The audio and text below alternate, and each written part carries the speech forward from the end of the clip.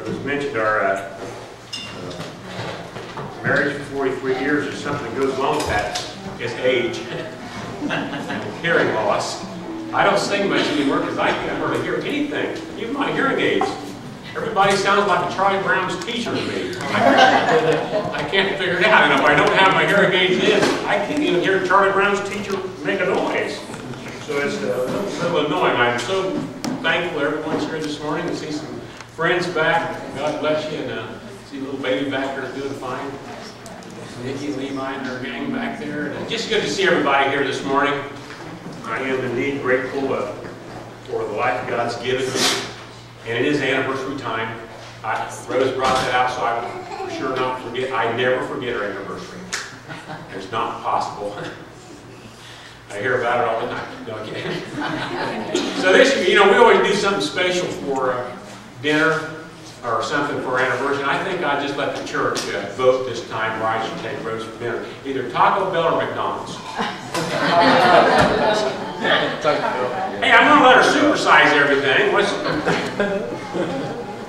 Actually, we do something pretty special. I'm supposing that we got to do hers a little later for her sake because of her hay fever. And so we normally do a little bit, you know, maybe next month sometime. We've got a little trip planned. And it has been a blessed 43 years. I got to get the little nostalgia thing going on here and about how God has blessed us. And I have to remind myself how I got myself in this position. But I just remember one of our anniversary trips. We normally take a pretty good one on every 5 years or so. And I remember on 30th, we got to go over to Maui. And I got more life lessons out of that has stuck with me for a long time. But my wife's kind of a coward, you know. One thing, she's not too adventurous, so she's worried about it.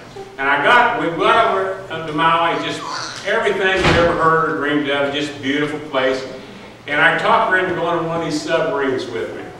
We want to go on a submarine. See, this is going to be fun. And she was a nervous wreck. But as the dutiful wife that she was, she went along, and I noticed we always hold hands anyway, but I can always tell when she's nervous about something. Because that's the only time I can feel her give me pain. She's squeezing her a little bit. And she's nervous, right? But she's acting all happy and everything. You know, I understand. But anyway, we got this submarine. It was so neat. You go out in the water first with this little boat, and a nice size little boat. And you're out in the middle of nothing, and all of a sudden you see some water bubbling. Everybody looks over, this big old submarine just pops up. It's for effect. It does it real good.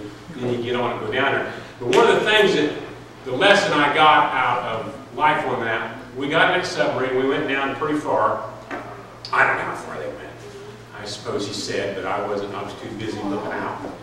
And they come to this one kind of a rock thing down below, and there was a couple of fish down there. He named the fish. They're always there.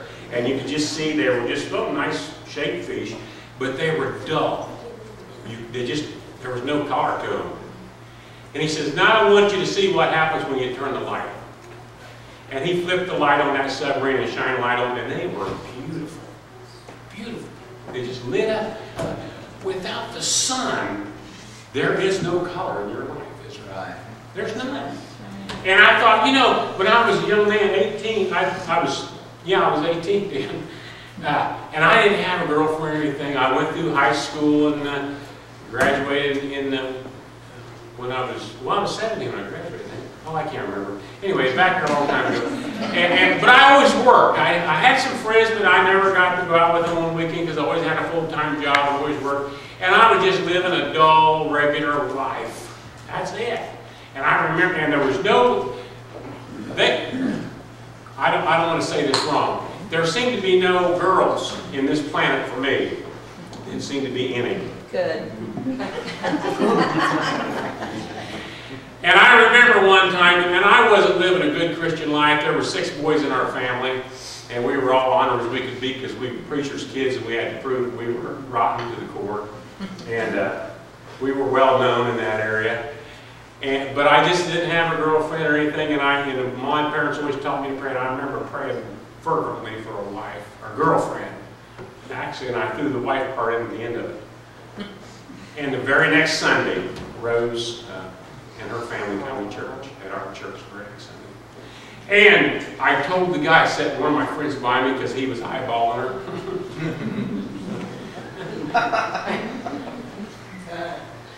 What is it? I said, there's my wife.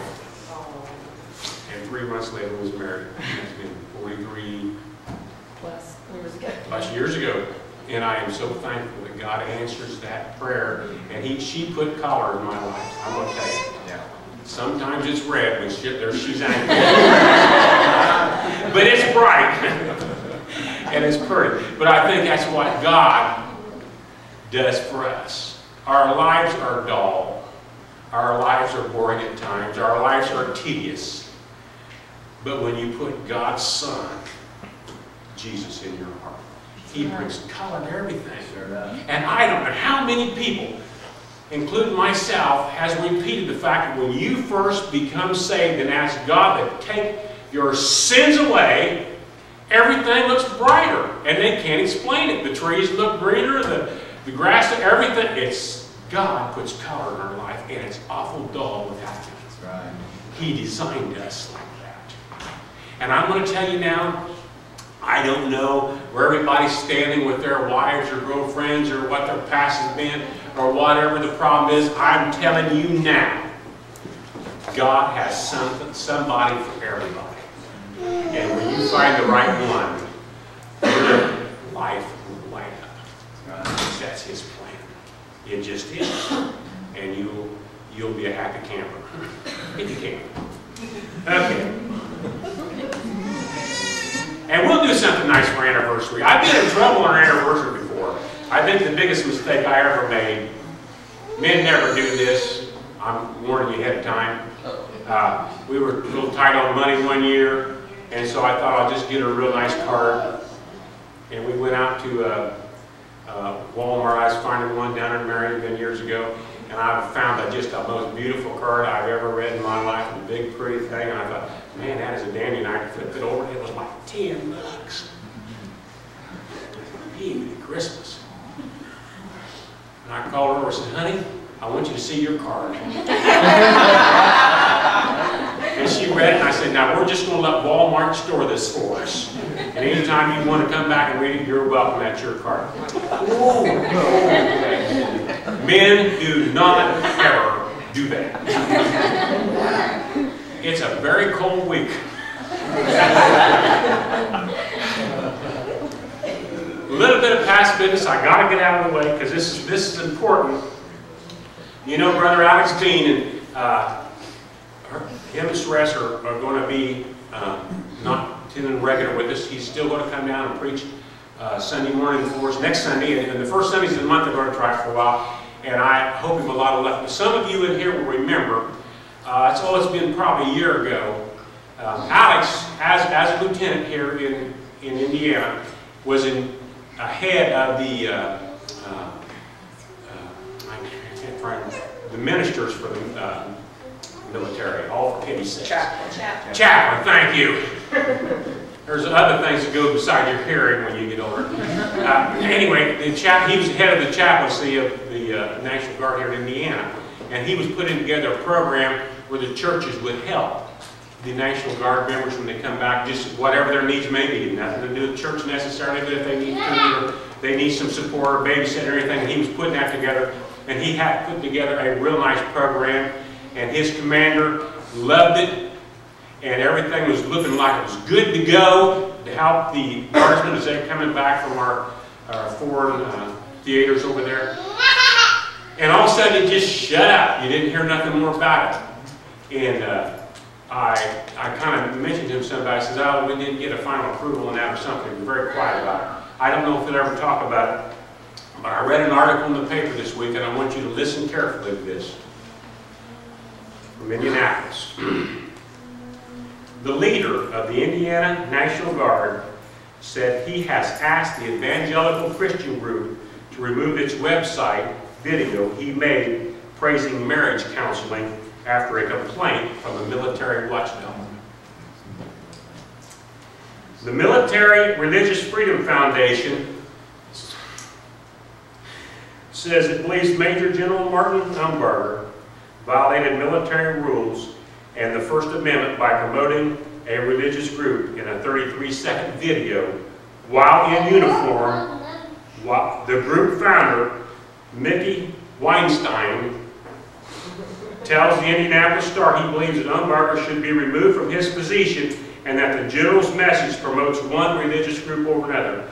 Umbarger made the video last year on behalf of the Indiana-based Centurion Watch. Umbarger said he was thanking the group for its work with military families and isn't even involved with it.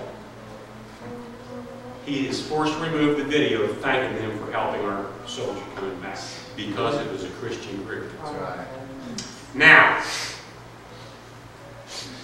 I've got a book up here. I love it. It was issued to every military man that joined the services up there just a few years ago by the U.S. government. And it was just a godliest book as I could read from the Bible. Met a lot of scripture in it. What has happened in this nation?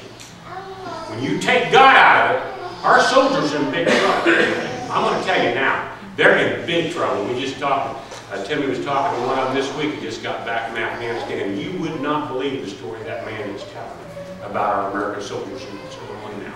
You take God out of it, kind of reminds me of taking God out of the school. Yep. Kapow! What's happened?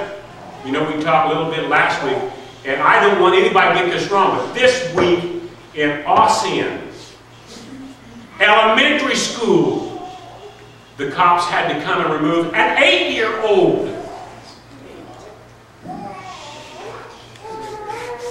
Take God out, we don't need him in there for anything, do we?